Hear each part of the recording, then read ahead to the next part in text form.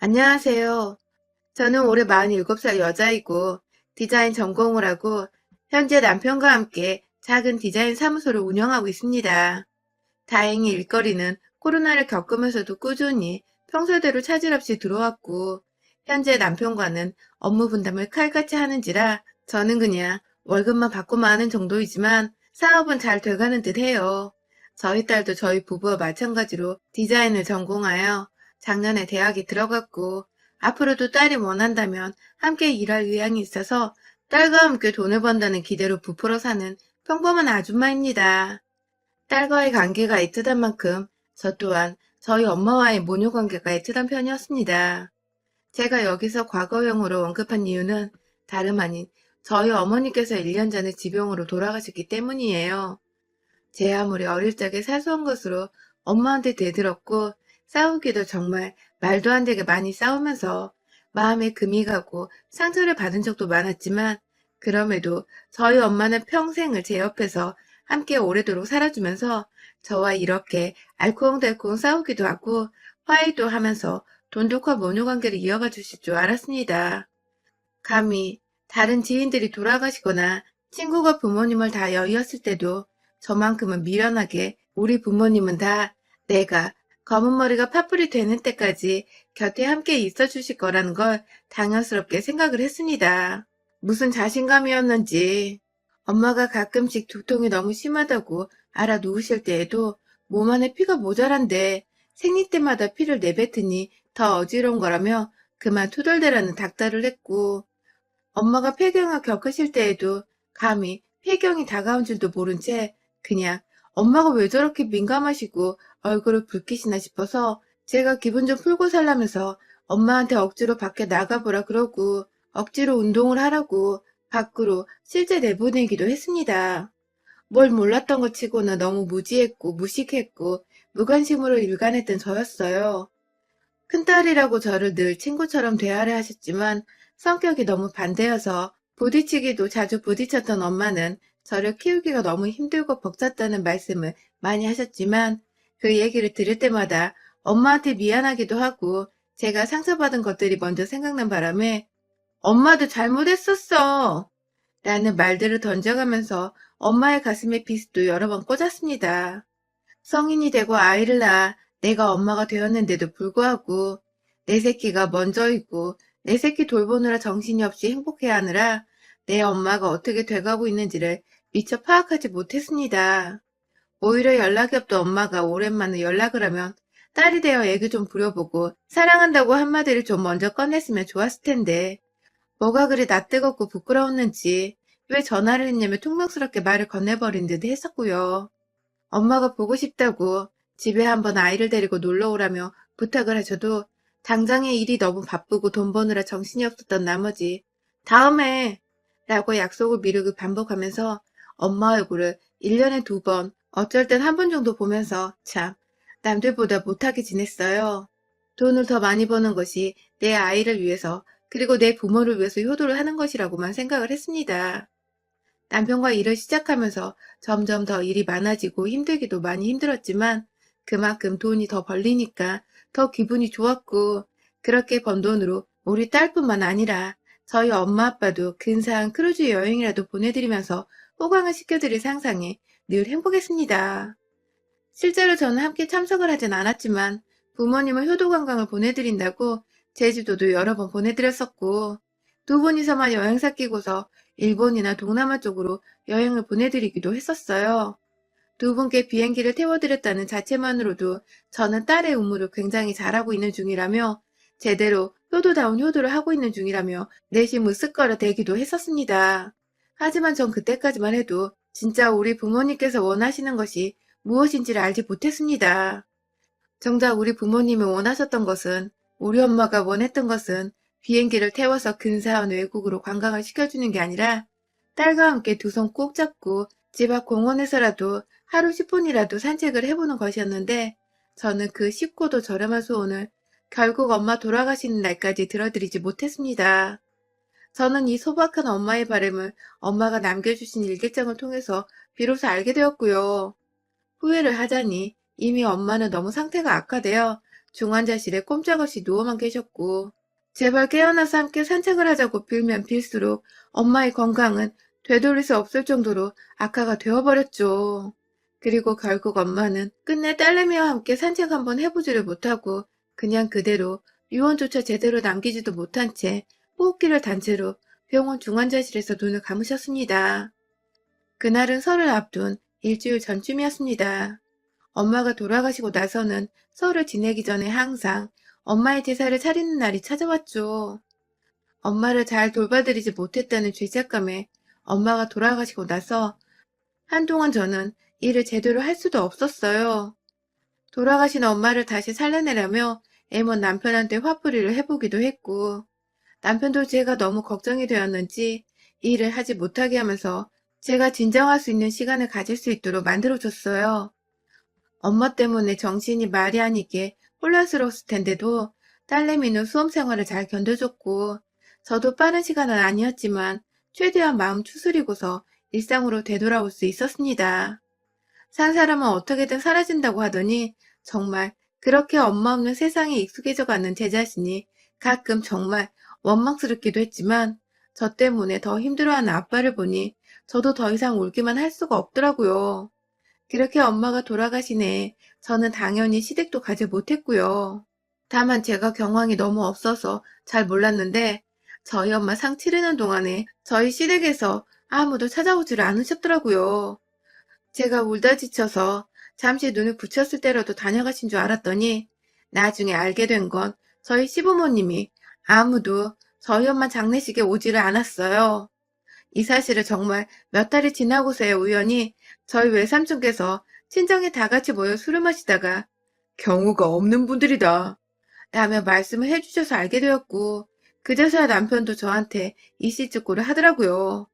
본인들이 설날 제사를 앞두고서 재수없게 상 치르러 가는 게 맞나 싶어 고민을 하다가 못 오신 것 같다고 말입니다. 본인도 여러 번 오시라 말씀을 드리고 화까지 냈는데 시국분들 고집이 너무 세서 자기가 어쩔 수 없었다고 말이죠. 제가 그날부터 거의 잠을 못 잤어요. 시부모님에 대한 원망 때문에요. 니들이 한 명씩 지금 당장 죽더라도 절대로 우리 아빠한테 장례식장에 찾아오란 말을 안 할 거라는 다짐까지 해가면서 너무 섭섭해서 추석이 다가올 때까지 두 분에 대한 원망이 거의 하늘을 찔렀습니다. 그리고 시댁이 찾아가게 된 그해 추석, 지금도 크게 달라진 건 없지만 그 당시는 코로나 때문에 정말 말이 아닌 시국이었잖아요.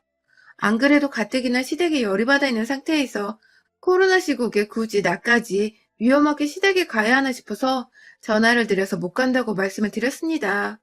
그러자 시어머니는 노발대발하면서 네가 뭔데 시집에 못 온다는 말을 하냐면서 친정에서 그렇게 배웠냐고 하시더군요. 돌아가신 엄마를 욕보이는 것 같아 제 행실에 후회가 되면서도 그와 동시에 저희 엄마 돌아가신 줄 뻔히 아시면서 아무렇지 않게 친정에서 그리 배웠냐고 고인을 욕보이는 시어머니의 말씀도 제 상식선에서는 쉽사리 이해하고 곧이곧대로 받아들이기가 힘들었습니다. 어머님, 저희 엄마 돌아가셨는데 그런 식으로 언급하지 마세요. 다시는. 하면서 제가 목소리를 깔고 그딴 식으로 말을 왜 하냐는 말투로 쏘아대니 어머님은 그제서야 아, 너희 엄마 돌아가셨지? 하면서 몰랐다고 하시더군요. 순간 이 할망구가 노망이라도 든 줄 알았습니다. 뭐 이런 식으로 말을 하는지 싶어 생각을 해보니 그냥 사람 자체가 상식을 넘어서 아주 무식이 줄줄 흐르더군요. 기분이 더 나빠져서는 그제서야 어머님, 저희 엄마 장례식 때 두 분 다 오지도 않으셨다면서요? 라고 뒤늦게 화를 내봤습니다. 그러자 시어머니는 아주 뻔뻔히 생각할 시간도 가지지 않은 채 그냥 툭 하고 뱉어내시더라고요. 우리가 장례식에 갔다가 우리 조상 제사를 지낼 수도 없는데 거길 뭐 좋다고 가니? 하고 말입니다. 사돈이 돌아가셨다는데 장례식에 간다는 기본적인 상식조차 제사를 핑계로 대며 무시를 하는 시어머니의 태도가 절대로 정상적이게 보이지 않았습니다.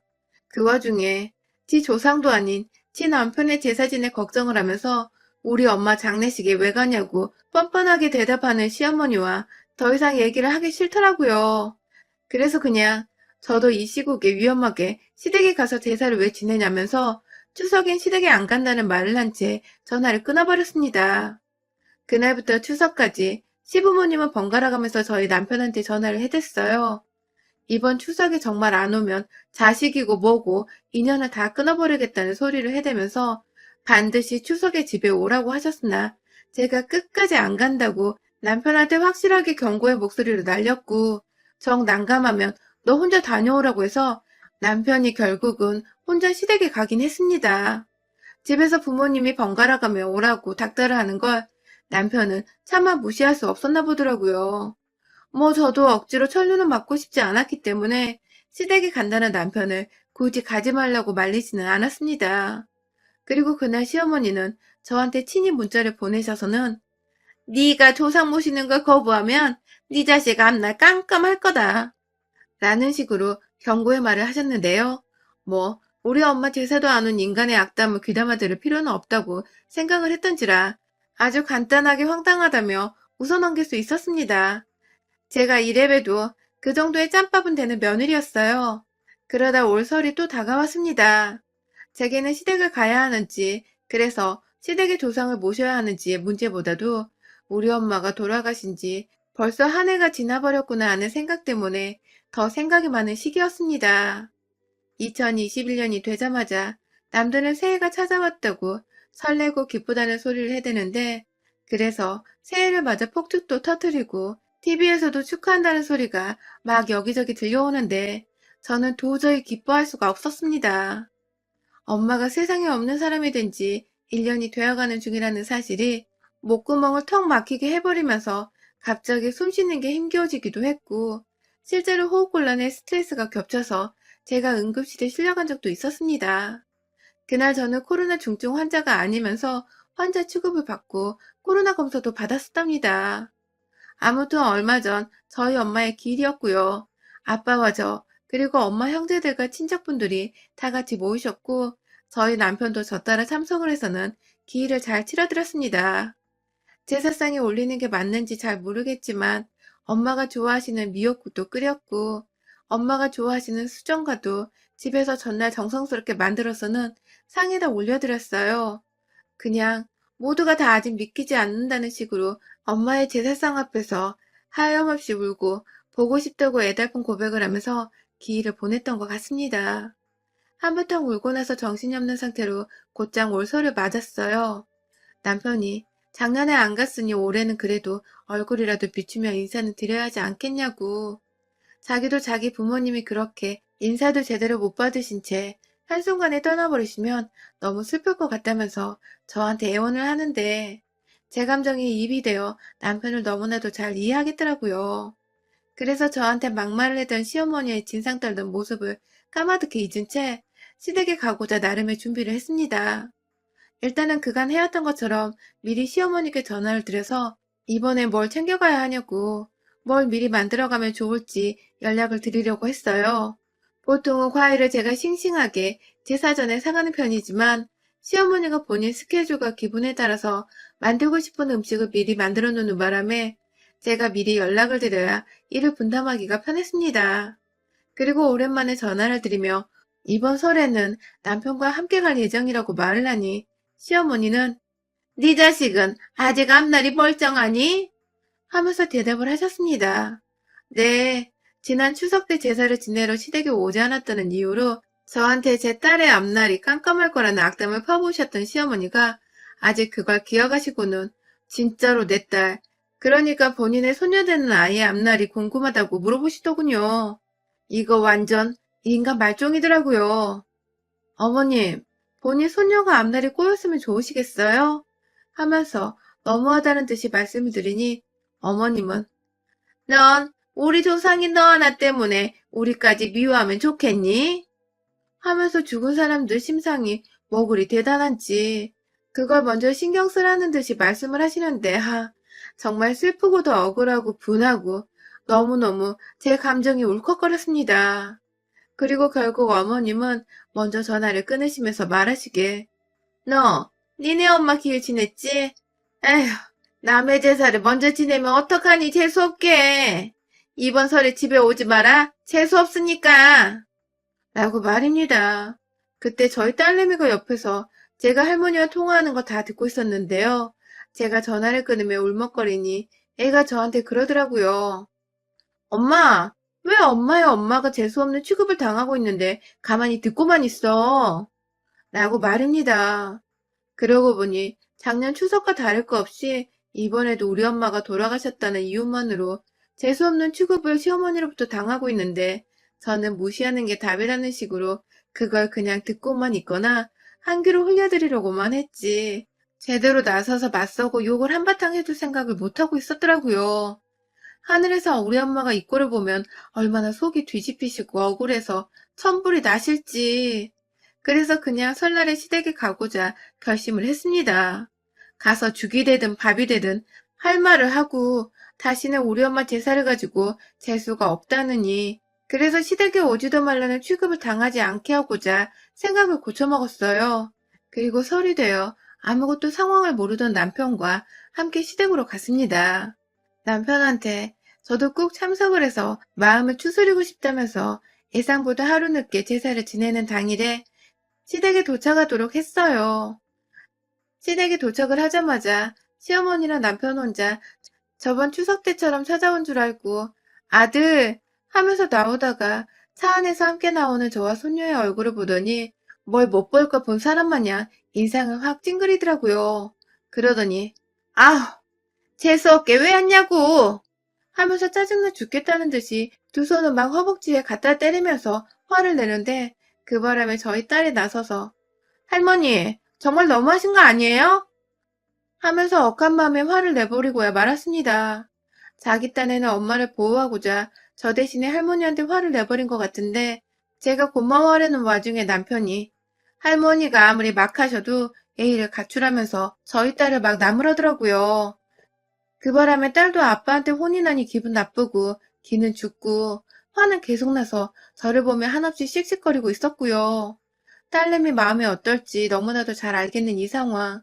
제가 엄마가 돼서 우리 엄마 욕까지 보이게 하더니 급기야 내 딸내미 속까지 긁어버리고 있구나 싶어서 순간적으로 어찌나 열불이 터지던지요.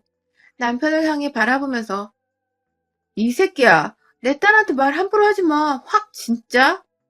하면서 욕만 안 했을 뿐 이미 욕이 되바라지게 나왔다는 표정을 지어 보이면서 다가가니 남편이 저한테 쫄아 뒷걸음을 치려다 여보 그런 뜻이 아니라 하면서 말리는데 시어머니는 잘한다 여자가 재수없게 남편한테 소리나 지르고 하면서 또 재수가 없다는 타령을 해대셨습니다. 남편이 자기 엄마 입에서 튀어나오는 소리를 어떻게든 막겠다고 막 엄마 좀 하면서 소리를 질렀고 정신이 하나도 없는 와중에 밖에서 여기저기 소란이 나자 시댁 안에 있던 친척분들이 하나둘 나오기 시작하셨어요. 무슨 일이냐고 밖에 나왔다가 저랑 손녀까지 있는 걸 보고는 왔냐? 하면서 손을 흔드는 시아버지는 뭔가 상황이 되게 어색하고 의아하고 굳이 안 와도 되는데 왔다는 듯이 저를 무의미한 표정으로 쳐다보셨습니다. 친척분들한테도 저희 엄마가 돌아가셨기 때문에 며칠 전에 제사를 지내 재수가 없다는 걸 이미 다 말했는지 친척분들 또한 쟤네 엄마 돌아가셨다고 하지 않았어? 하면서 남의 집 제사 먼저 지내고 온 애가 왜 우리 집에 와 있는 거냐면서 제사 안 지내도 되니 돌아가란 말을 궁시렁거리면서 제 귀로 다 들리도록 말을 하시더라고요. 이야, 이제 하다하다 시어머니, 시아버지를 넘어서 일가 친척들이 아주 작당을 해서는 제가 재수 옴붙은 며느리 마냥 가라는 식으로 말을 하는데 저는 이미 청개구리 심보이고 어떻게든 시어머니 엿을 먹여주고자 반대로 행동을 하기로 마음을 먹은 상태였습니다. 이내 남편이 분위기를 어떻게든 무마해보겠다고 억지로 웃어 보이면서 저희 왔어요 하면서 친척분들께 말을 건네는데 저도 똑같이 웃어 보였습니다. 아주 미친년처럼 그 분위기 속에서 아무렇지 않게 저희 왔습니다 하면서 분위기를 몰아서 시어머니께 섬뜩한 웃음을 기분 나쁘게 지어 보이고는 시어머니를 이내 지나쳐서 친척들의 틈을 뚫고 시댁 안으로 들어갔어요. 그리고는 이내 제 눈앞에 보이던 제사상을 아직 준비를 하고 있었는지 부엌에서 마저 상을 옮기고 있는 어르신들 틈에서 저도 같이 제가 할게요 하면서 도와드리기 시작했습니다. 재수가 없다고 자꾸만 곁눈질을 하면서 저를 쳐다보는 시부모님과 어르신들 틈에서 딸내미는 제가 도대체 왜 이런 취급을 받으면서도 제사상을 차리고 있는지를 이해하지 못하겠다는 듯이 한 켠에서 팔짱을 낀 채 서 있었고, 남편도 제가 도대체 왜 이렇게 잠잠하게 제사를 도와주고 있는지 모르겠다는 듯이 한켠에서 저를 입떡 벌린 채 눈치를 보며 어른들께 인사를 나누고 있었는데요. 아랑곳하지 않고 제사 음식들을 제사상 위에 올려뒀습니다. 하나, 둘, 시골분들이 정성스레 만들어 놓았을 제사 음식들을 상 위에 조심스럽게 올려놓은 뒤에 모든 게 다 제자리에 얹혀지고서 제사만 올리는 데는 완성의 단계에 이르렀을 때에 제가 탄식과 함께 밖으로 나가서 현관에서 신발을 도로 신은 뒤쩌벅쩌벅 안으로 다시 들어와서는 곧바로 지체 없이 제사상 위로 향했습니다. 제가 제사상에 위해 두 발을 딛고 올라선 것입니다. 그리고는 기다렸다는 듯이 시엄마가 준비하고 제가 손수 상 위에 옮긴 그 제사 음식들, 그리고 그 외의 그릇들까지 제가 모두 다 정말 작정했다는 듯이 신발을 신은 채로 뻥뻥 차버리면서 음식들을 거실 사방으로 튕겨 까버렸습니다. 온 집안 사람들이 제사를 지내려고 모여있는 와중에 며느리가 제사상 위에 올라가서 음식들을 발로 까버리고 상다리 부러지라고 신발을 신은 채로 혼자 아슬아슬한 중심을 잡은 채 발로 쿵쿵 거리기까지 하더니 급기야 상다리 하나가 부러져 와장창창 소리를 커다랗게 내면서 바닥으로 움직이며 탁자며 중심 못 잡고 사방으로 떨어져 굴러가기 시작했습니다. 시아버지는 뒷목 잡고 쓰러지를 하시더라고요. 시어머니는 재수가 없다니까! 하면서 남편한테 저 끄집어 내려오게 하라고 등짝을 후려치며 끌어내는데 남편은 저의 행동에 정신을 못 차리고 가만히 충격받아 서 있더군요. 그 뒤에서 저희 딸은 엄마 잘한다는 중이라며 같이 제 리듬에 맞춰 웃기다고 구경하다 급기야 핸드폰으로 사진까지 찍었고 저는 제 발로 시댁을 걸어 나왔고요. 시어머니한테는 재수없는 며느리는 이만 퇴장합니다. 앞으로 다시는 당신네 조상 제사는 안 지낼 테니 추석에도 며느리 없이 제사 지내세요. 라는 말씀을 건네드렸고요. 이내 저희 친정엄마를 이 상황에서 제대로 기려보고자 이제야 저희 엄마가 하늘에서 마음 편히 저 잘했다고 칭찬해 주실 것 같네요. 라는 말을 시댁 식구들에게 큰 소리로 말하고는 딸내미 손 잡고 나왔습니다.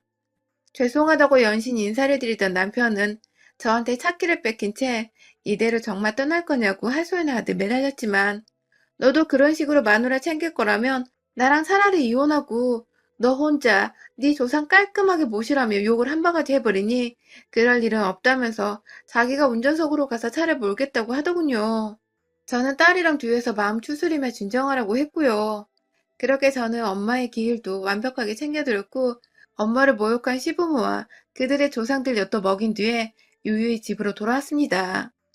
시댁은 난리가 났고 남편이 이혼당할 것 같다고 구라를 치면서 제발 지금은 조용히 입 다물고 있으라 하니 시부모는 미친년처럼 난리친 며느리가 이젠 아들을 이혼남까지 만들어버리려 한다면서 입을 진짜로 꾹 다물어 버렸어요.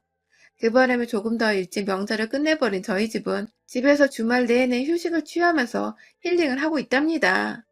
여러분들의 설은 어떠셨나요? 저는 사연 쓴 김에 자랑 좀 할게요. 저희 설은 이번에도 그렇고 앞으로도 그렇고 쭉 이렇게 힐링한 채 집에서 가만히 지내면 쉴 것 같아요. 여러분의 생각은 댓글로 남겨주세요. 오늘도 시청해주셔서 정말 감사합니다.